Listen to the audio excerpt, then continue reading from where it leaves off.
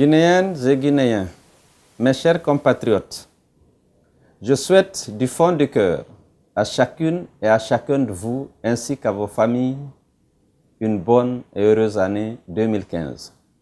Et puis, avec vous, tous ensemble, formons pour la Guinée, notre cher pays, nos vœux ardents de paix. C'est aussi l'occasion de rendre hommage à nos martyrs, à ceux qui ont perdu leur vie sur le chemin de la démocratie et qui sont, par les violences politiques, dans la souffrance physique, morale ou matérielle. Notre devoir est de poursuivre leur combat jusqu'à la réalisation de leur idéal de liberté et d'état de droit pour donner à leur sacrifice le caractère légendaire qui consolera leur famille endeuillée. Mes chers compatriotes, 2014 qui s'achève a été une funeste année. C'est l'année du virus Ebola dans notre pays. Plus de 1600 morts et plusieurs milliers infectés et qui luttent pour survivre. Cette épidémie n'est pas une fatalité, avec un minimum de volonté politique. Avec un minimum de méthode et de rigueur, on aurait pu déjà vaincre Ebola. Le Nigeria, le Sénégal et le Mali nous l'ont admirablement prouvé. Hélas, dans notre pays, la gestion de cette crise sanitaire, comme la gestion de tous les secteurs de la vie nationale, a été marquée par le laxisme et la désinformation. Cette impéritie du pouvoir, caractérisée par l'utilisation de la propagande politique à la place de la sensibilisation sanitaire, a malheureusement eu d'autres conséquences sur la société. En effet, le peuple n'a plus confiance et son désarroi l'incline à la résignation ou l'incite à la colère. Le drame de Womé est l'exemple extrême de cette détresse et du manque de lucidité et de responsabilité du gouvernement. L'année 2014 est marquée également par deux événements particulièrement douloureux parce que les victimes sont nos enfants. C'est d'abord la tragédie de la plage de Lambagne.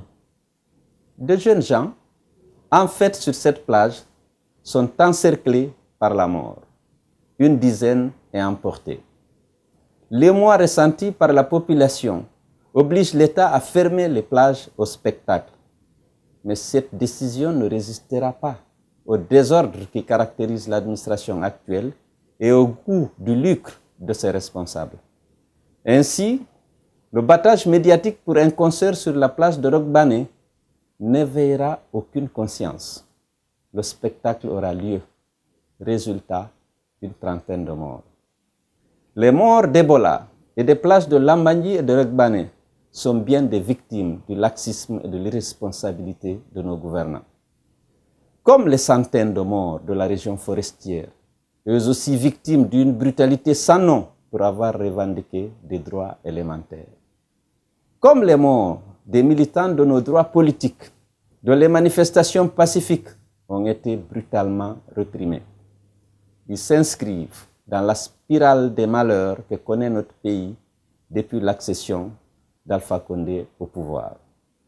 En effet, la Guinée n'a cessé de dériver. Des tensions ethniques exacerbées, suscitées et entretenues par le pouvoir en place. Une justice dévoyée, entretenant l'impunité et par voie de conséquence, l'insécurité des biens et des personnes.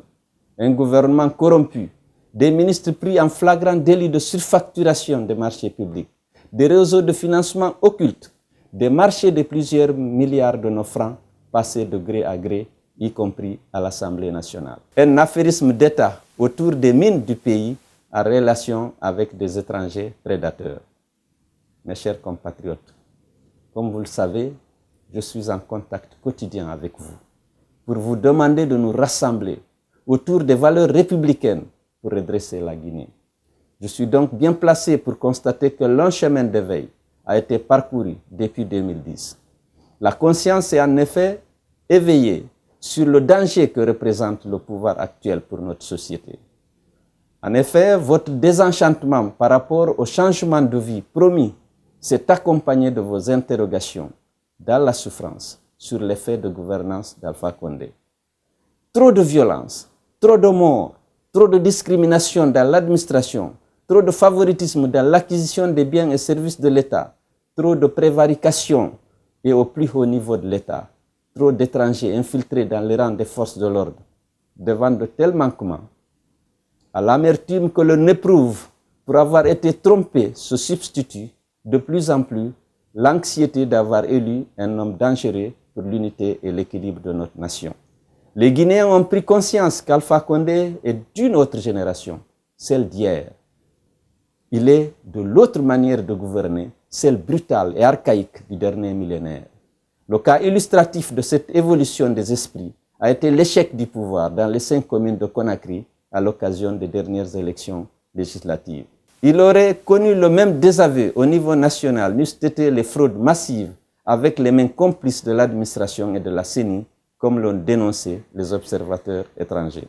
Mes chers compatriotes, le mandat d'Alpha Condé a été une période cauchemardesque de notre histoire. Il prendra fin en 2015, l'année qui s'annonce. Chacun de nous, comme le veut le suffrage universel, aura de nouveau la décision de choisir celui à qui le destin du pays sera confié.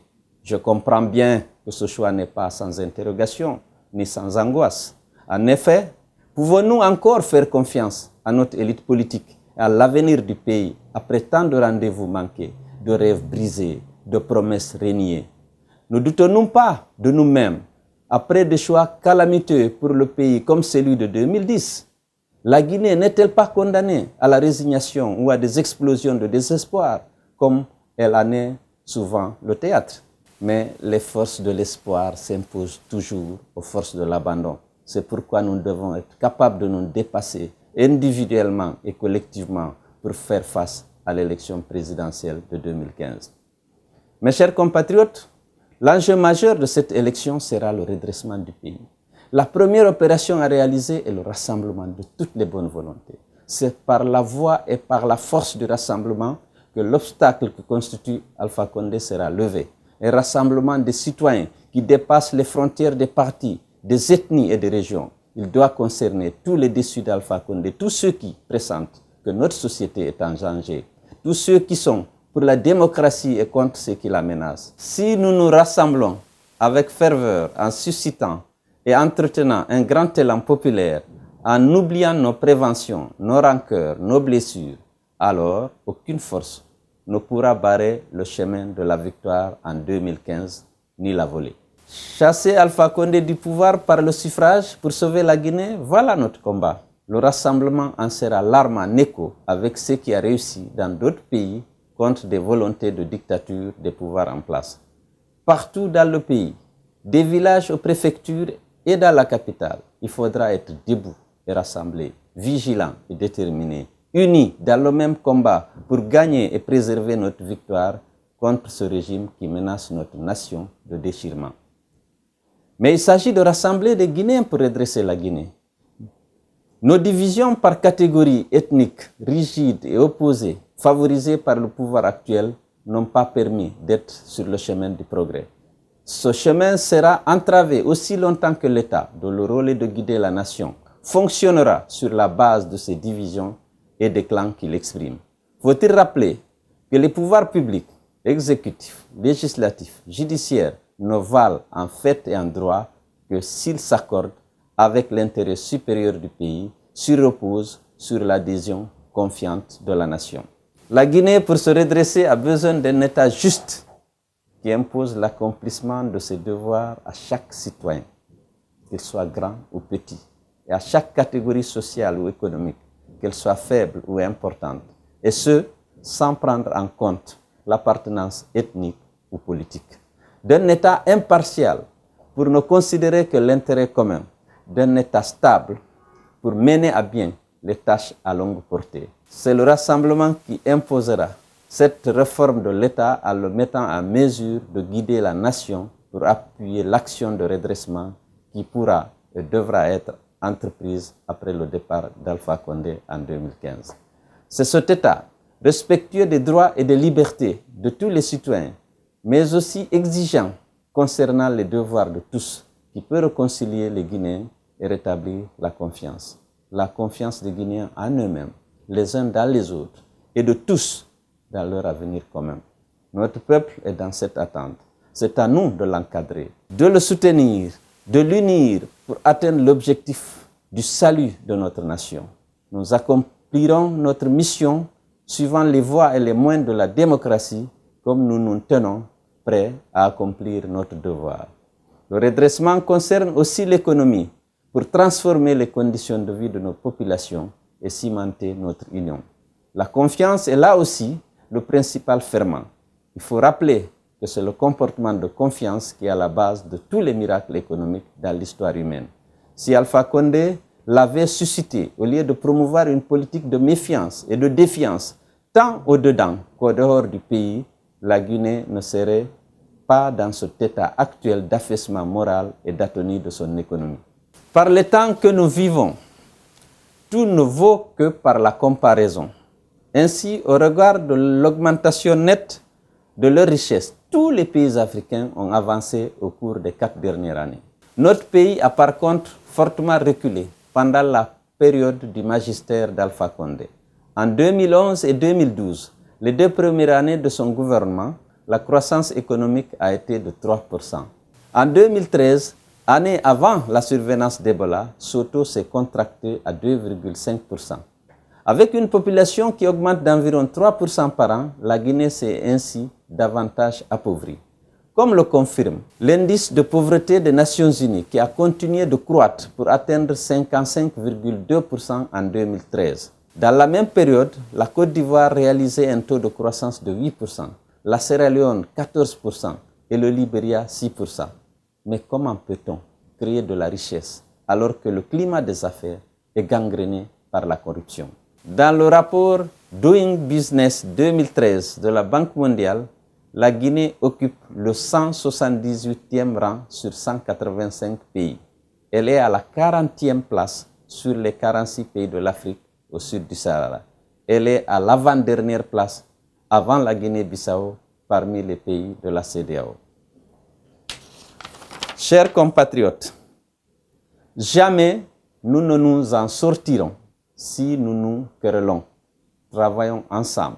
C'est ce que les Allemands se sont dit après la Seconde Guerre mondiale et devant le champ de ruines de leur pays. La résurrection de l'économie et de la société allemande qui s'en est suivie a été si spectaculaire que pour la désigner, l'expression de miracle économique a été employée pour la première fois. Ne faut-il pas s'inspirer de cette leçon pour construire le fondement sur lequel la Guinée peut se rassembler pour se redresser et combler son retard dans un délai qui renvoie au miracle? Les problèmes économiques et sociaux de la Guinée sont d'une telle dimension, d'une telle complexité, d'une telle urgence que pour les résoudre, il faut un long et puissant effort.